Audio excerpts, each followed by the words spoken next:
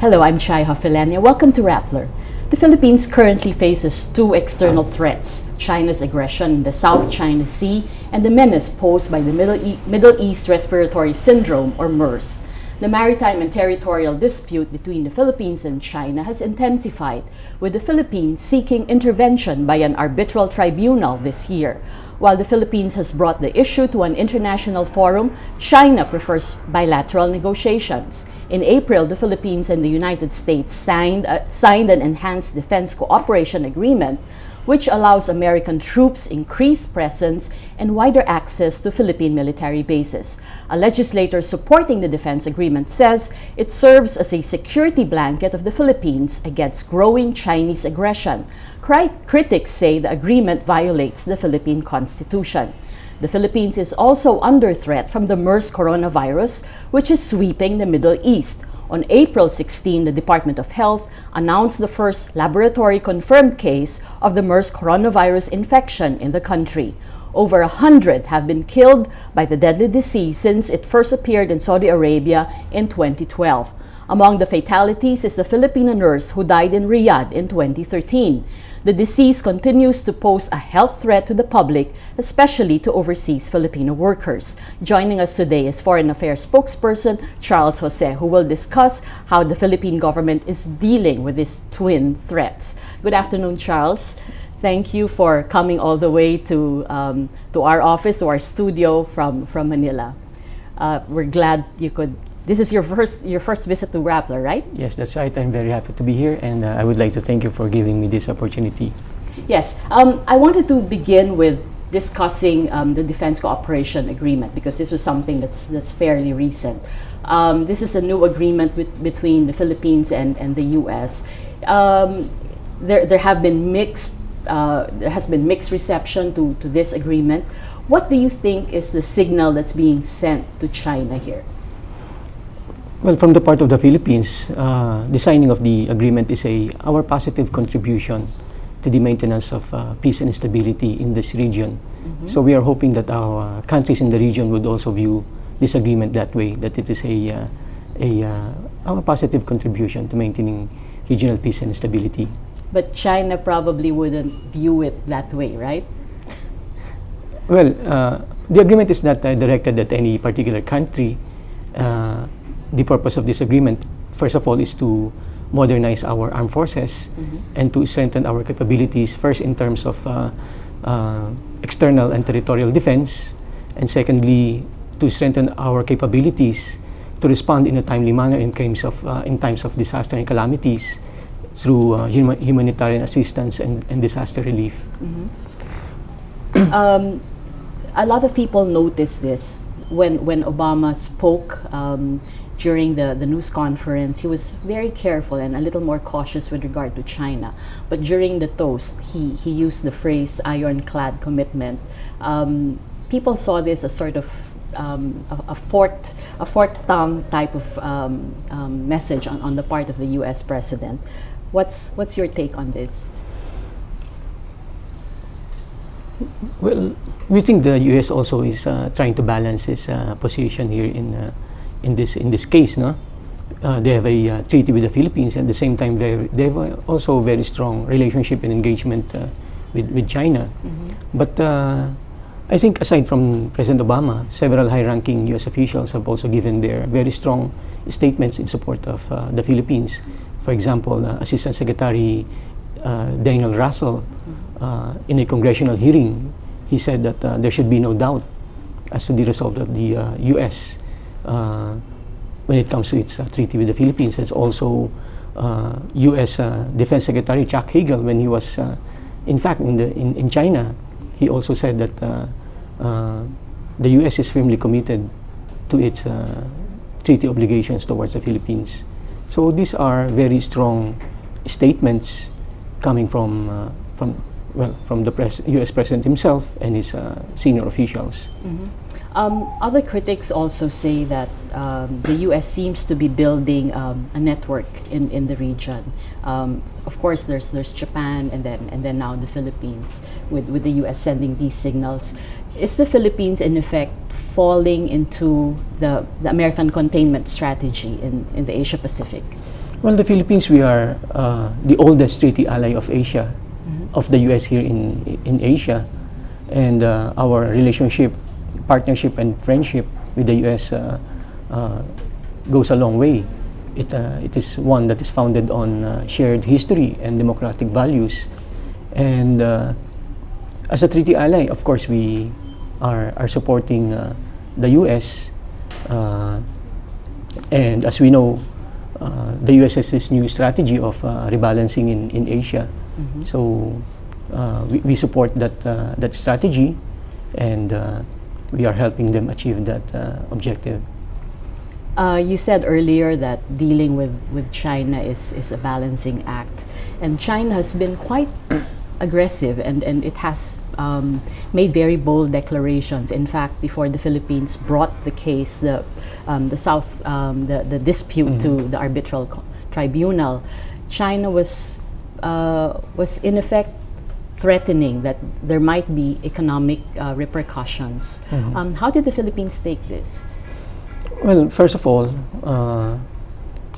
let us discuss the core issue. The core issue is China's alleged claim of undisputable sovereignty over the entire South China Sea, as represented by its 9-dash line. Yes.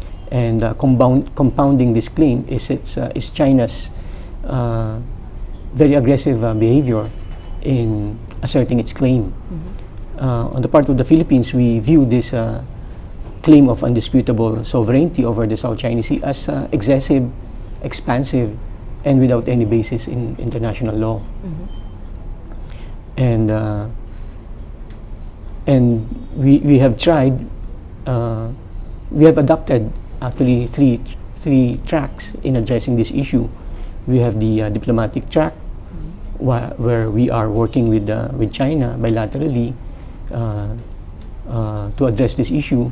Since the 1995 incident in Mischief Reef, we have been talking to China, trying to resolve our territorial dispute. We also have the second track, is the political track, where we are working with together with ASEAN Yes. towards the full and effective implementation of the Declaration of Conduct of Parties in the South China Sea that was signed between ASEAN and China in 2002. We are also working with ASEAN for the early conclusion of the Code of Conduct, which we are presently negotiating. So the third track that we adopted is the legal track, and this is the case Because that the other two didn't yes, seem they to didn't work. Particularly the diplomatic track, where we tried to work things out bilaterally with China. Since the 2012 standoff in Panatang Shoal, we have had more than 50 meetings, bilateral meetings with China. Unfortunately, they didn't go anywhere. So for us, the last recourse is the legal track. We have always been guided by the principle of peaceful settlement of disputes. It's a independent and principled policy, and one that is rules-based, following international law, particularly the 1982 UN Convention on the Law of the Sea. China doesn't seem to be interested in a rule-based sort of engagement. It's always cited its history and saying that, if you look at our past, then we have historical claims over these disputed areas. And ASEAN has not been all that helpful. It reflects, when you say that the political track really didn't work, and you have ASEAN here already, which is a collective body, doesn't that reflect badly on ASEAN as a political entity? Well, we have to understand that not all ASEAN member countries are party to the overlapping claims in the South China Sea. Only the Philippines, Vietnam, Malaysia, Brunei are parties to this territorial dispute in the South China Sea. So for the other ASEAN countries, they are not so maybe concerned about this issue. And as to your other question, of course, China would prefer the bilateral approach, and we all know the strategy of Lugi tayo sa bilateral approach. yes, because they're big, small economically, militarily they're powerful. Yes. We are weak. So the bilateral approach will not work, because we all know what strategy China is adopting towards this. They talk with you on the one hand, but on the other hand, they do something else. Like they were talking to us, and yet at the same time, they occupied Ayungin Shoal. They are driving away our fishermen using water cannons, and in Ayungin Shoal, they are blocking us from resupplying our Marines stationed in Sierra So Madre. China has a tendency to engage in doublespeak? And another reason why bilateral approach won't work is that this is a multilateral issue involving several claimants. So how can you negotiate bilaterally when there are many parties involved in this dispute? What's the latest in the arbitral tribunal process-wise? How long will it take, and what happens? What do we expect? Well, we have submitted our memorial last March 30, which is the deadline given by the arbitral panel. And right now we are awaiting advice from the panel as to the next step to take. We don't have any time frame with regard to the length of time that the process might take, but we are hopeful that the panel would be able to come up with this decision at the soonest possible time. If China has been threatening, saying that there might be economic repercussions, what is the Philippine government doing in preparation for this, anticipating what China could do, and if we anticipate the effects on the economy especially? China already tried imposing sanctions against the Philippines during the standoff in Panatag Shoal. They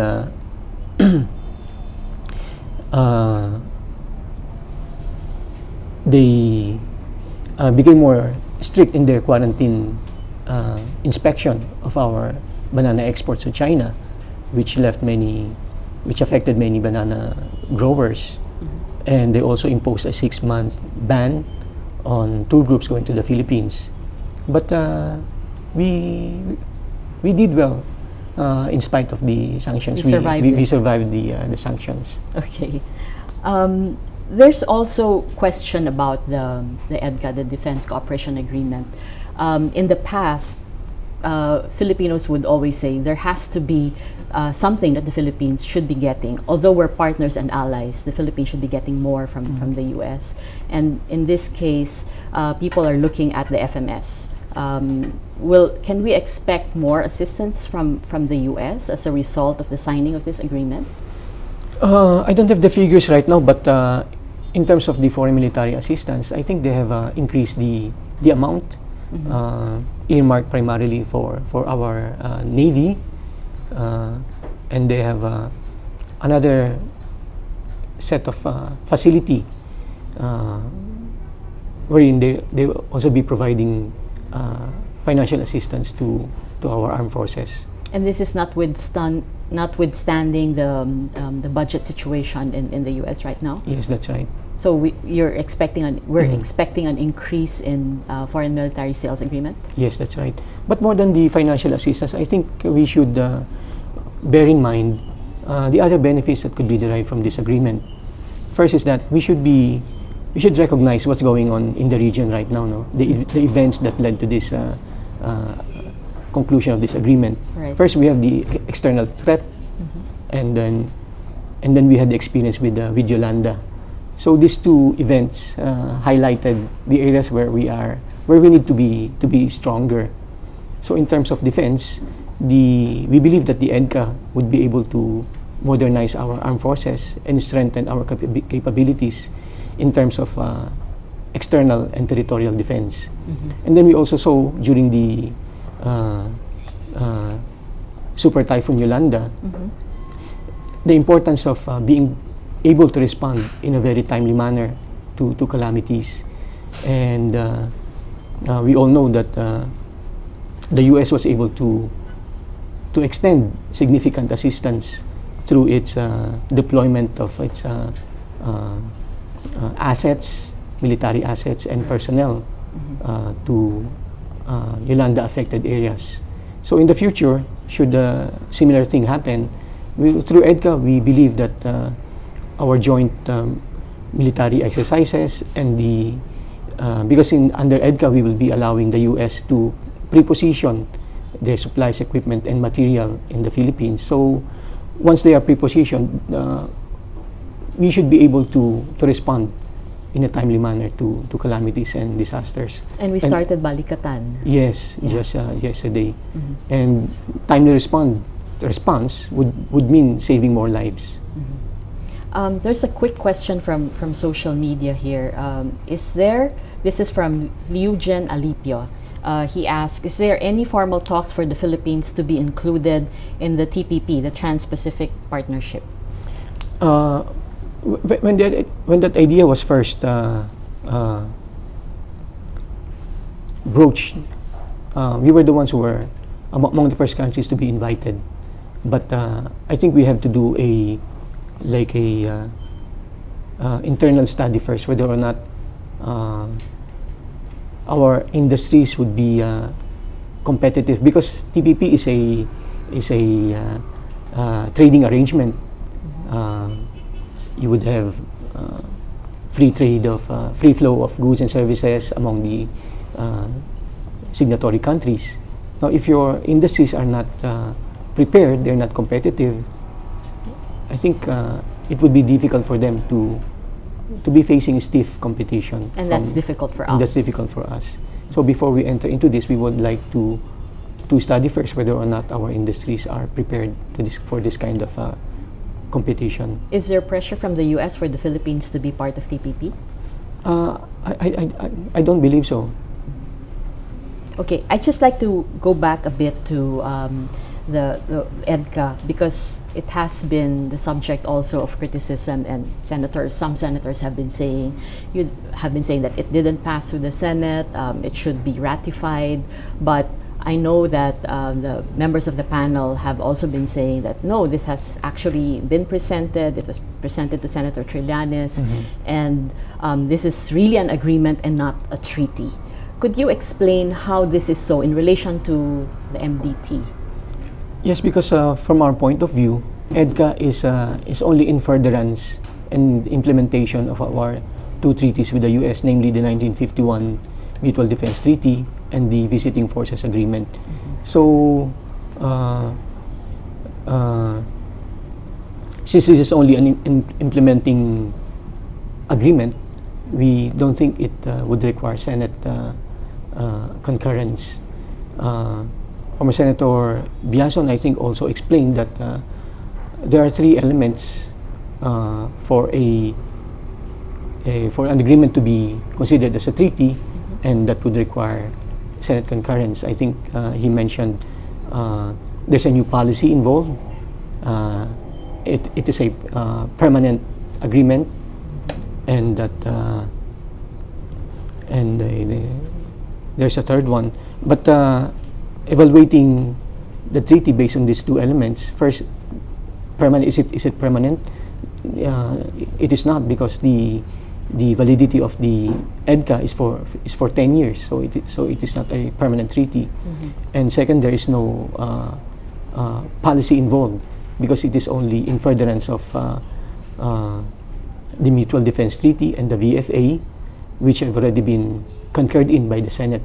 But doesn't the Constitution say that the presence of foreign military troops will have to be approved through a treaty, which will have to be ratified by the Senate? And that one has already been covered by the VFA. VFA already allows the entry of foreign military troops in the Philippines. So it's like the mother agreement Yes, is VFA, that's and EDCA that's falls true. under the VFA. And VFA has already been concurred in by the Senate before. Okay. A question here from Eleni Macaraeg. When will EDCA start, or when does it take effect? According to the provision, it will take effect upon the exchange of notes between the two countries, signifying that the internal processes have already been complied with. So, for example, the Philippines, we haven't complied with the internal processes. We send a note to the US, and when the US sends its note to inform us that the internal processes have been complied with, that the date of that second note is the date of effect of the EDCA. So is that likely to happen within the year? most likely. You're being very cautious. Okay.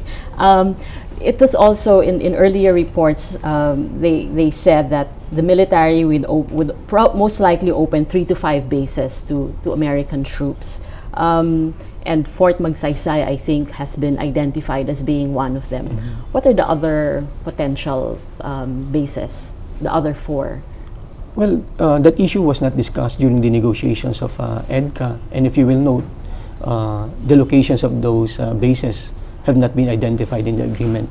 So that will still be subject to subsequent and future negotiations identifying the agreed locations. Were there at what points of the negotiations did it become a bit complicated? Because I know that there was some sort of an impasse at some point, and there was a change in composition of the panel. What were the difficult issues that the panel had to surmount?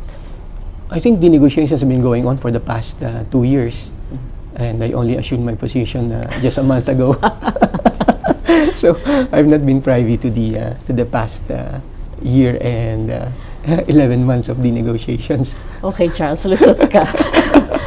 Okay, what lies ahead looking at bilaterals insofar as the Philippines and China is concerned, and the Philippines and the US is concerned? Well, for China, it is our position that the Philippines is willing to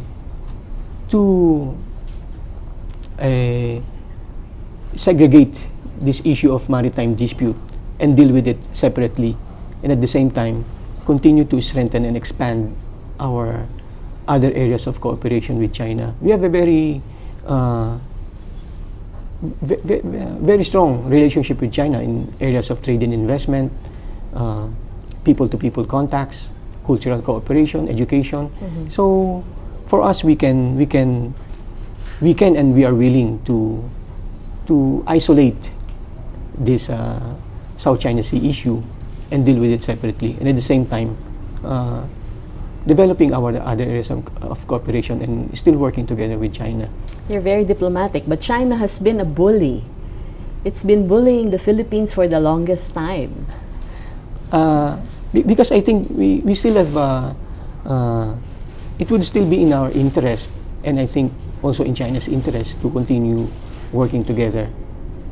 And I think even the US has probably recognized that the Philippines is the weakest, one of the weakest link insofar as the region is concerned. Is this the reason why they're now trying to enhance our defense capabilities? Well, aside from being a treaty ally, I think primarily I think that is the reason, because among ASEAN member countries, I think we are one, if not the only one, with a defense treaty with the US. Okay, I'd now like to shift very quickly to MERS. What has been the latest reports that you've been getting from diplomatic posts, and what's being done by our embassies and our posts abroad? Well, the situation right now is quite a cause for concern, especially in Saudi Arabia, where they have reported a quite a significant increase in the number of people that have been affected by the MERS coronavirus. And we have a lot of Filipinos in Saudi Arabia. We have a lot of Filipinos, about 1 million Filipinos working in Saudi Arabia. And but fortunately, none of these new cases of people being affected are Filipinos. And if you will recall, with regard to the United Arab Emirates, for a time there were 5 medical health workers who were put under quarantine, and I'm happy to say that most of them have already been released from quarantine after they have registered double negative results in a series of tests. There's only one Filipino. Is this the one in Bacolod? Is this the one? In UAE. This is the case in UAE. 5 of them are quarantined, and they have all been released except for one. Unfortunately, there was one fatality in UAE last month. But well, the DFA, through our embassies and consulates in the Middle East, we are proactively reaching out to our Filipino community there, advising them of what they should do. Recently, the DFA and our Department of Health issued a joint statement, joint advisory actually, on advising our Filipinos in the Middle East on precautions that they should take so as to avoid being affected by the MERS coronavirus. Among these measures are paying attention to personal hygiene, like always washing their hands and covering their mouths when coughing and sneezing, always bringing with them hand sanitizers, and we also advise them to pay attention and follow the advisories and directives given by the local health authorities. And if they experience any symptoms, they should go immediately to the nearest hospital for immediate checkup. And we pay special attention to our health workers, which are quite a number, and they are the most vulnerable because they are the ones. Workers? I don't have the figures, but they, if you will note, all those affected, especially in UAE, are in the health services sector.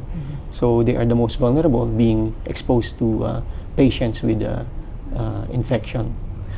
I guess one concern also with regard to MERS is the effectiveness of the screening methods. Do our ports of entry and our airports, do they have enough equipment or enough ways of making sure that those who could be infected with MERS do not enter the country or are given the necessary assistance? Yes, I think our airports are already been installed with thermal scanners, wherein they would be able to see those incoming passengers who are exhibiting symptoms like fever. And we are also encouraging our OFWs, our kababayans in the Middle East, those who are planning to return to the Philippines, if they could have themselves checked first to make sure that they are MERS free, to make sure that we don't allow the virus to enter the Philippines. Okay, maybe just last few words about China or the MERS threat. First, the MERS, I would like to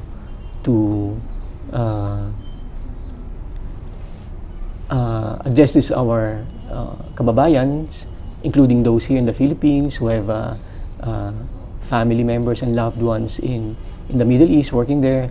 We tell them not to panic. I think the situation is still under control. The World Health Organization hasn't issued any advisory yet, and there is no restrictions yet on travel. So the DFA and our embassies in the Middle East, they are monitoring closely the situation, and they are in close touch with our communities there and advising them on what to do. Now, with regard to the South China Sea dispute, we call on our countrymen to support the Philippine position, which is a principled and independent one based on international law. We have filed a case, and in a survey commissioned by the DFA, it showed that 90% of our people support the peaceful settlement of the dispute. So we also call on our countrymen to support our position with regard to this arbitral case that we filed with UNCLOS. Yes, and given the state of our military equipment, I think that's what we would also be hoping for, that there would be a peaceful solution of this issue. We've been talking to Charles Jose, spokesman of the Foreign Affairs Department, about how the Philippines is dealing with and handling the external threats it's been facing. I'm Chai Hofalenia. Thank you for joining us. Good afternoon.